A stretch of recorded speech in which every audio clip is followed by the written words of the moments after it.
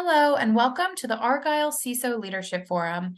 My name is Brittany Sullivan with Argyle, and it's great to have everyone joining us today.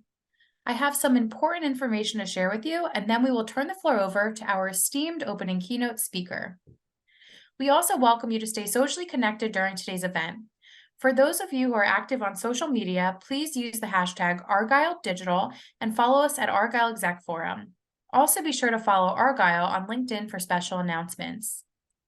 I would also like to take a moment to touch on our content neutrality policy, which we have curated based on the feedback we have received over the years from our members.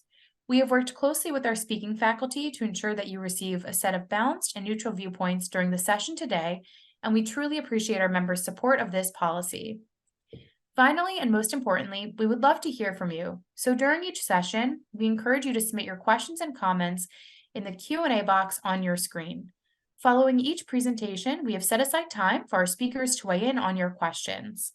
Thank you again for joining us. Now let's get started. Without further ado, I would like to introduce Drew Rye, Chief Information Officer for the State of New York. We're excited to have Drew with us for his opening keynote titled, Securing the Enterprise in a Digitally Transformative World. Welcome, Drew, and over to you. All right, thank you. Good morning, everybody. My name is Drew Rye, and I'm the Chief Information Officer for New York State. Governor Hochul appointed me in the fall of 2023, so I'm new here. I come with 30 years of experience in digital transformation, IT operations, and e-commerce. And it's my honor and privilege to serve the New York State and lead the ITS agency. Just a few tidbits, we are one of the top 5 states with lots of users. So as you can see, we spend more than $1 billion just in projects. We have a large 24/7, 365 support operations supporting all the 22 million New Yorkers and all the agencies. We run large from network to data center to we have our own cloud, and we support thousands of users who are state employees. Just some background. We were created in 2012 as a way to centralize all IT services under one umbrella across the state, across the agencies. So we are agency by itself, and the legislature created that to save taxpayer money. So we are one of the most efficient and the largest state agency in the country. Even the larger states are not that big consolidated. We provide strategic direction. We create policies, processes, IT product and services across the New York State. We support mission critical application for 53 agencies. So we are IT department for all of them. We support 16 million public accounts, 130,000 employee accounts, 63,000 voice over IP phones, 37,000 mobile phones, 100,000 workstation, laptop, tablets, 16,000 virtual and real servers. We have a large 33 petabyte of storage with 35,000 virtual desktop remote connection. So as you can see, it's a very large team which supports that. I do want to say thank you to Argyle community for letting me speak.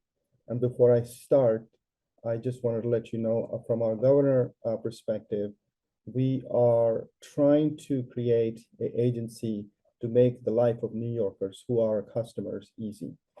And that's sort of my mandate from the governor, and I work for the governor. So what are our goals? Before I get to the goals, I'll talk. We all know that we are more digital as today versus yesterday. It's not hyperbole to say that this is one of the most important issues facing public sector and tech sector. Why do I say that? Simple. If our rush to achieve digital transformation for a state and the resident fail, insecurity then it doesn't matter how savvy we are in digital transformation, nothing is going to work. First-class services and benefit for eligible and deserving New Yorkers, we won't be able to deliver them. The customer experience at each of our department for example, motor vehicles, which leads the nation in seamless efficiency. Well, it's not going to matter if we are not secure. It's critical we get this right. So I want to thank you for letting me speak on behalf of New York State. These are the 4 goals which we have. We are committed to improving and streamlining customer experience. I come from private sector, and one of the big thing we are trying to change is customer experience. We want to treat New York, or the citizens of New York, the stakeholders of New York, the residents of New York, the people who do business with New York, we want to improve their customer experience. Obviously, promoting transparency and public trust is key. We are government. Recruit and retain top talent. That's probably everybody's agenda nowadays, including us. And the most important is keeping cyber safe. And that's what I'll be covering today. So if cybersecurity is a team sport, we are fortunate to have a great team in place in New York State, where we work collaboratively. We have Colin Earn, state's first chief cyber officer. He's a talented and well-respected expert, and he is an important partner in our cybersecurity defenses. The state's Division of Homeland Security and Emergency Services is a conduit to the local government at the municipality level, at the county level, to ensure they all get help and resources they need, while the state police plays an invaluable part too. We have an executive deputy, CIO, Jennifer Lawrence, and the CISO, Chris Desane, and his extraordinary cybersecurity team, and the CTO, Dave Viao, and others. These are the folks who make DevSecOps work here. These folks on the front line and monitor our environment 24/7. They make quick decisions and share information with the relevant stakeholders. And because of the work they do, we in New York can feel safe.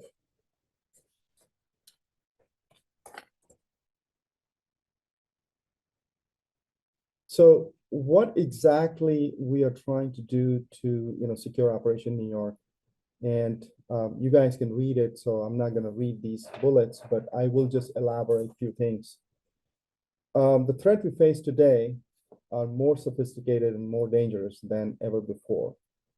The bad guys are more patient and ruthless than in the past. That's the nature of business right now, whether we like it or not. When it comes to New York, these bad actors would love to get handle on 130 employees who use our systems. It's never been more important to have both the proper defense and offense in place to counter these attacks. We now face we have established in New York State what we call comprehensive security strategy under Governor Hochul, and we are implementing with our partners throughout the state. In less than 2 years, we have established Joint Security Operations Center, JSOC. It's a state-of-the-art facility in Brooklyn, which serves as a central hub for intelligence gathering and dissemination. This is probably one of the most important steps we have taken in New York to coordinate from incident response and even our offensive posture throughout the state. Obviously, we work with White House at the national level on evolving threats and managing incident response. What that means? It means more people have access to more information than ever before. And in virtually every instance, knowledge is power. And in case of cybersecurity, I'll go one step further. Now, knowledge is empowerment. The more we know about the evolving threat, the better we are off. Thanks to JSOC and the governor's vision, local governments are getting actionable intelligence. You might hear, many of the ransom cases at local county and municipality level. Well, we are integrating their defenses with the state. JSAC cements New York's whole state approach for security. And it's in reality, it's only approach that'll work now to secure the enterprise. Because as you know, if there is a one problem or what they call the weakest link define the strength of the cybersecurity. So that's why we have to secure almost everything to be secure at the state. We have extended endpoint detection to local government, for example. If they don't have resources, we provide those resources to make sure they are secure. I don't have to explain why do we do that. In this digital interconnected world, what happens in South Buffalo has potential to negatively impact residents as far as the South Shore of Long Island. Meanwhile, we are methodically working through our comprehensive cybersecurity remediation plan, which is making our vulnerable corners a little less vulnerable. For example, multi-factor authentication in front of every public-facing programs is being implemented. In most cases, already there. We're also providing training to employees. As you probably know, that around 90% of problem happens because of human error. So just like any great cybersecurity program, you have to spend a lot of time in constant training, constant awareness, and simulating, setting up games to make sure people are not letting these social engineering, these phishing attacks becoming part of our problem. Our agency, ITS, is charged by the law with protecting the state system for cyber intrusion and attack. And this is a great responsibility on my team, and we take it very seriously. We know the risk, but in New York, we are determined to succeed in spite of our people, because our people, meaning ITS team, is responsible for the security. As you will see that we do have a CISO organization, but I keep saying that ITS team is responsible. So we have combined the dev and operations with security as we develop, deploy, support, operate systems. And that's one of the major changes we have brought in from the legacy environment.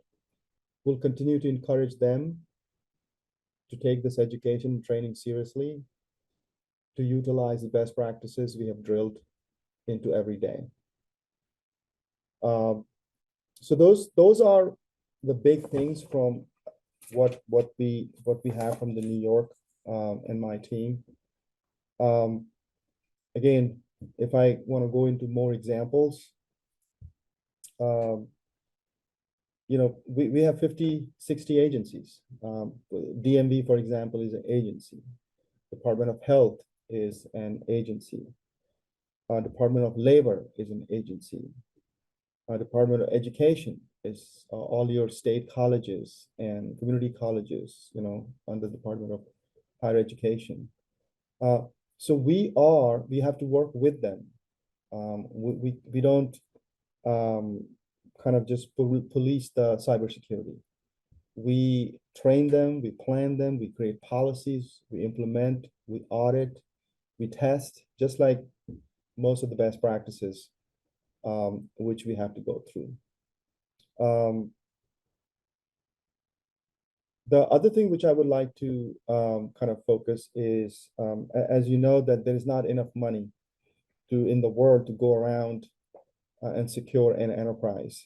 Same problem applies here too.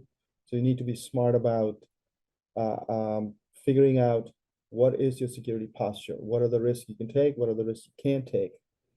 In case of government, as you can imagine, we hold a lot of confidential information about New Yorkers, businesses, all kinds of PII. So it's really an utmost important that we have to be highly secure not only for the systems which we have developed, but the systems which we are building and rolling out. Again, as I said before, a JSOC is a great way to bring 55 agencies together. We act as a node. So whether it's the state police, our agencies like DMV or Department of Education, all of those agencies come together to make sure our policy, operation, process, and systems are secure. So we meet regularly at a very highest level to make sure this happens. As I said before, it's a big state with a lot of counties, 22 million residents, and not all counties are created equal. Not all municipalities are created equal in terms of revenue and investment. But we have to secure all of them. And that's one of the pledge governor has taken, that we'll do it at no cost to those local governments. Our cyber remediation program is one of the best program I have seen in my 30-year private sector career. We do regular tabletop exercises to make sure those remediation program actually are live and something which work. Multi-factor authentication. We are trying to move towards a password less environment. So we are doing a lot of experimentation, as I'm sure many of you are trying. And lastly, but not least, education training is very important. And I know many of you are CISO online, and you probably do the same thing. And many times it can be boring and difficult conversation for people who want to be more efficient and get their thing done faster. And security can become a showstopper or slow them down. But there is no easy way. These threats continue to evolve. What happened yesterday, bad guys find another way of doing it today. For example, we are still drafting our AI policy, but AI has ton of benefit and ton of risk. As generative AI becomes, it's easier to probably do better phishing than they have done in the past, social engineering and so on and so forth. So there's a lot of things which we keep working as the thing evolves. With that, I want to say thank you for listening, and I'll take any questions you have. Great. Thank you so much, Drew, for such an insightful presentation. As a reminder, audience members can still enter questions, and we'll go ahead and review a few that came through. This one question asks, Drew, as we approach the end of the year, what should IT professionals be preparing for the new year? Yeah, I don't think the Christmas or calendar year has anything, but I would say there are a few trends which are going to become more difficult. So this whole AI thing, which is just getting started, now I think people are learning how to use generative AI, and companies are popping out, and I'm sure your own teams are asking to do this thing. But very few people have any understanding of the flip side. So watch out, whether it's a natural language processing, generative AI, or even the other, even the machine learning. So that's the bad news. The good news is for example, I believe that the basic blocking and tackling, the incident management, the response, those things, if we don't have in place, if we don't have basic ITIL or whatever you follow ITSM process in place, we're gonna have a bigger problem as we go forward, because the threats are evolving so fast that you have to do a lot of science experiment, a lot of pilot. So for example, on machine learning, one of the things, a lot of software vendor, whether it's Splunk and CrowdStrike, they collect a lot of data. inside your network and outside probably, and find the abnormal situation. Now that's where the security personnel, the cybersecurity things is going. Is like, okay, now we have a lot of data. How do we use all this data to figure out proactively, what are the things? I still believe that human beings who are probably the cause of most of the problem, that thing is not going away. I mean, that we need to just make the education and training um, simpler, small bite trainings, more frequent. For example, we put things on a desktop. Just remind people when they log in, hey, you know, look out for the emails from outside. Watch out phishing. Simple messages, not just a 45-minute, 60-hour training. Simple messages. We need to embed that we have to get to a no trust environment. And no trust environment just doesn't mean an architecture. It means a concept in our head where we don't trust anything until we have tested it. So a lot of things which, in next year, or I would say evolving, and those are the things which comes to my mind. Excellent. Thank you so much, Drew. And this next question asks, have you noticed any rise in social engineering attacks in particular? Yeah, I mean, I think we're still compiling the data, but when we work with federal and other state agencies or IT departments, we are finding that the social engineering is now easier than it was before. So if my data is floating around on different, places, it's very easy to take and, for example, um, you know, fake that information, whether it's, not just the deep fake, but sending, using my information as if making a real call. And those are things done nowadays by bots. So it's not like a human beings are. The programs are becoming so smart that programmatically they will go and find information on you. Programmatically, they will find, 15, 20, 30 use cases for you. And programmatically, they will attempt thousands, and I mean thousands of scenarios.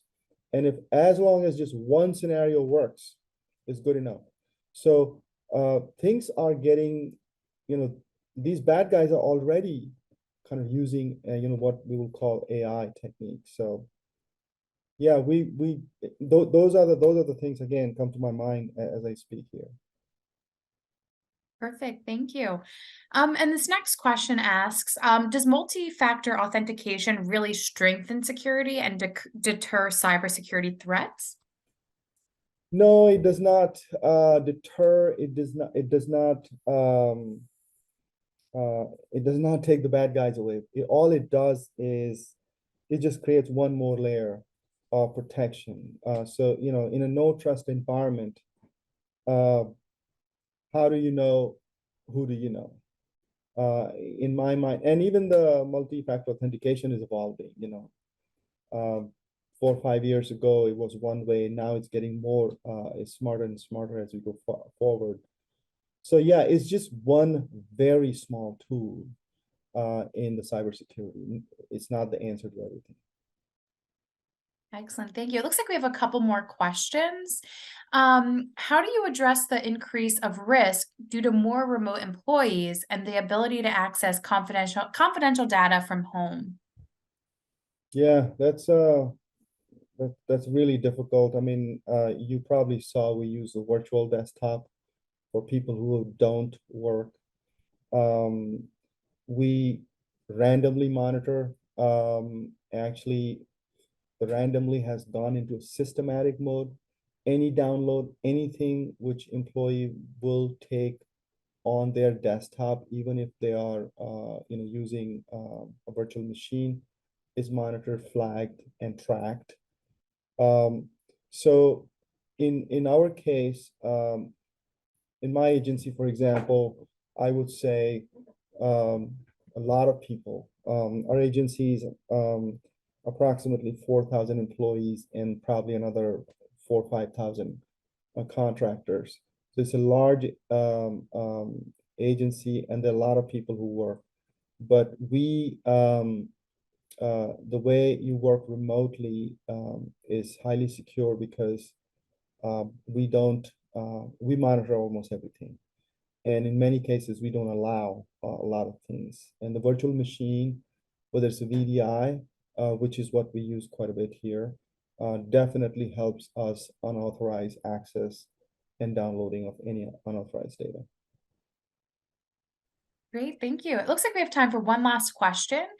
Can you make any recommendations for organizations that are struggling to put the right cybersecurity team in place? Yeah, this is not an easy answer. It's a question I struggle on daily basis, because the question is, what is cybersecurity? How do you define it?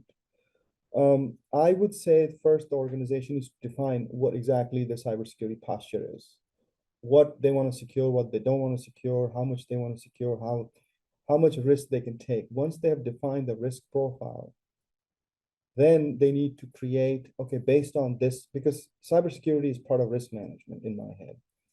Once you define the security posture and then you define, okay, now you have physical security and you have cybersecurity. So now you start talking about, based on the security profile, these are the things which we have to secure and not secure. And even there's going to be a classification ABC. So I will do that. I will also recommend pick a standard. For example, if you pick a NIST standard, do a benchmark, and you'll be shocked and surprised where you stand. And I'm just giving an example. Let's say you stand at 2.0. Now you stand at 2.0, and the gold standard is 4.0. So now you should do things to go from 2.0 to 2.5 or 3 or whatever the number.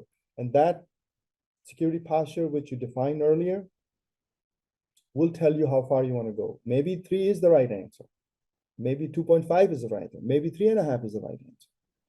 So define your security posture, do a benchmark, and then you create plan and resources and organization structure.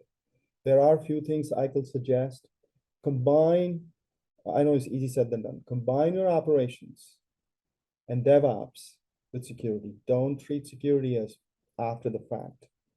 Incident and response, yes, it's a reaction to something, but you have to add, we do design, and a lot of organizations will buy a tool and do a security analysis, but they will not do that when they're deploying it. They will not do that when they're customizing it. They will not do that when they are integrating with different.